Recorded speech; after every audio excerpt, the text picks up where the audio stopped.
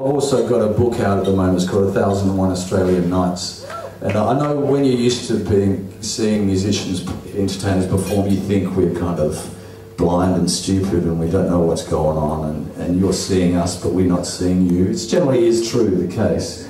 But occasionally I have seen you as well, you see, and I put it all in this book, and it's 1001 Australian Nights. The book is in two parts, and the first half is me as a poor, powerless country boy coming from a very blue-collar, working-class town. Everything I learnt is off of TV or off of the street, so don't blame any university for any of the science I'm dropping in here.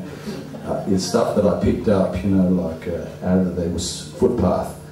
And the first half, it's all about, you know, my life as an artist, where I got the idea to, you know, express myself, because the town I grew up in, it was just fast cars, hot chicks, booze, fights and football. That's all there was, you know. Somehow I got the idea to become a singer somewhere in there, and it seemed like an easy lurk, I guess, you know. And when One Nation party came along, my mother said to me and my brother, "Why don't you get into that? That seems like an easy lurk, you know. There's plenty of idiots out there, why don't you get in that party?" Very good advice, of course, but we were too chicken to do it. And so in my book, first half is like me, like setting out into the void and driving into the future, and the second half is more like, it's like innocence, and then there's experience. The second half is me, you know, being a musician for a couple of decades, and then I'm telling you what's going on in the world, and I'm going out there and naming all the creatures, that kind of stuff. So I thought I'd read a bit to you about Sydney. In the early part, I discover Sydney in the first half of the book. You know, nobody knew where it was before I found it, of course. It's the way you have to be when you write a book. You have to be quite unequivocal, you know. Don't mind Stu walking around filming. He does this as part of our performance art routine here. So it makes it more exciting, don't you think, to have a cameraman hovering about, you know.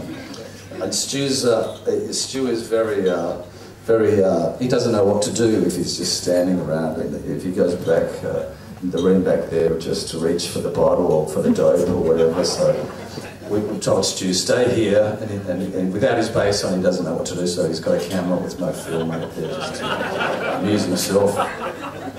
Anyway, we've done many different kinds of gigs, and one of the gigs we did for a while was these gigs that went for an hour, and there was no, it was like a long story that went for an hour. We've done 3 of them, and they're all songs of mine mainly. First one was called Point Blank, and that was about a singer walking onto the stage and fighting a heroic battle for it, you know.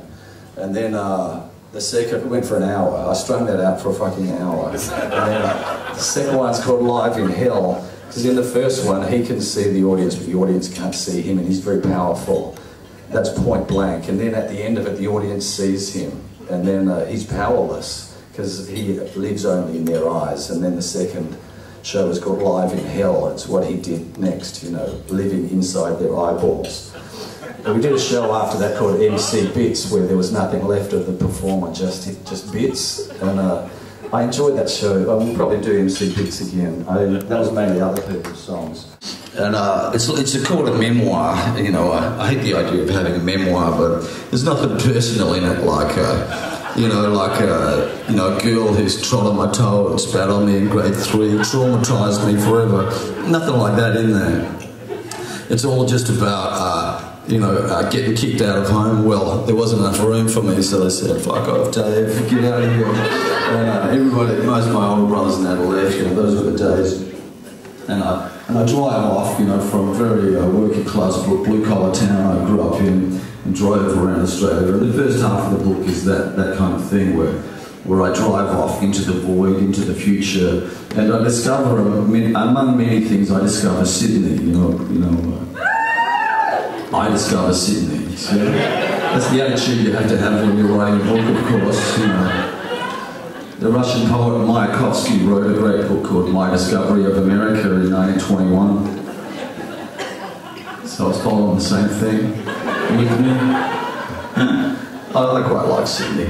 And I talk about, you know, driving through Sydney as a drifting teenager when I was a kid, fired up on punk rock, that kind of thing. So it's kind of like First half of it is like innocence, and I'm driving into the void, into the future. The second half of it is more an experience where I've been a musician for a couple of decades, and I'm sort of giving it to the world, you know. I've got my land legs and I'm giving it to the world. Throwing one into the world, as I like to call it, just for practice. And so I'm going to read a bit out of the book here for you. There's some people still eating up the front, so I'm hoping to put them off their dinner a little bit.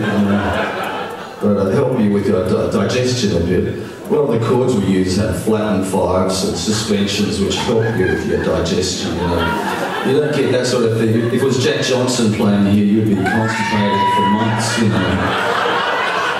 The chords don't have anything which, you know, sets your stomach fluttering. They're all very major chords. Take that to the bank.